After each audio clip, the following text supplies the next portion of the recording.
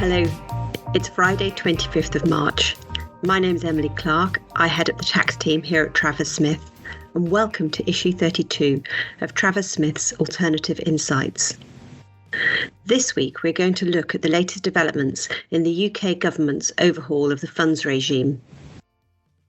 Last month, the UK government made some important announcements about its post-Brexit plans to revamp the funds regime. But many alternative asset managers will be disappointed that a number of industry suggestions have not yet been taken up. For the last 2 years, the Treasury has been reviewing the UK funds regime. Its aim is to make the UK a more attractive location to set up, manage and administer funds, and to support a wider range of more efficient investments better suited to investor needs. This review had already yielded some tangible results.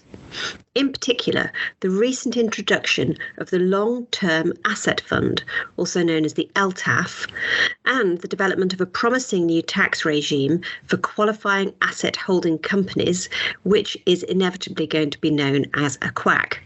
And they'll both come into force in April. In addition, the latest announcements confirmed that the government is taking forward a new fund structure, the Professional Investor Fund, which will be welcome news for the real estate funds industry. However, for most private fund managers, there was not much to write home about. The government's latest publication follows what it calls a call for input. That was issued in January 2021, and it sought stakeholder feedback on potentially wide-ranging tax and regulatory reforms. The government did receive input from across the asset management sector, including from Travers Smith, with suggestions ranging from reforms to limited partnership law to recommendations for VAT on fund management fees. So what the government published last month was its response to all of that input. And the government has now made it clear which suggestions it will take forward and those which it will not. Let's look at what it is doing first, because it's fair to say that a number of helpful initiatives were confirmed in the February announcements. Taking each one of those in turn. The government remains committed to work to facilitate the uptake of the LTAF. The LTAF could be a really useful structure for private funds that want to access capital from defined contribution pension schemes, insurers, and from wealthy individuals. But as the government acknowledges, establishment of the structures is only the first step.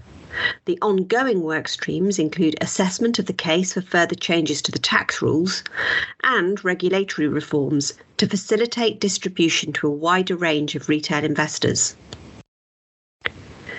The second change, and very importantly for real estate funds, is that the government says that it will create a new form of unauthorised funds suitable for professional investors. This Professional Investor Fund, or PIF, advocated by industry experts and associations, will be an onshore, closed-ended or hybrid vehicle for institutional investors. But although available for other underlying assets, it will be mainly of interest to funds holding UK real estate. The government further confirmed that helpful changes to the rules for REITs or real estate investment trusts are also under active consideration, in addition to some changes already coming into effect next month. And now let's turn to some missed opportunities, because many other ideas were put on ice or rejected altogether.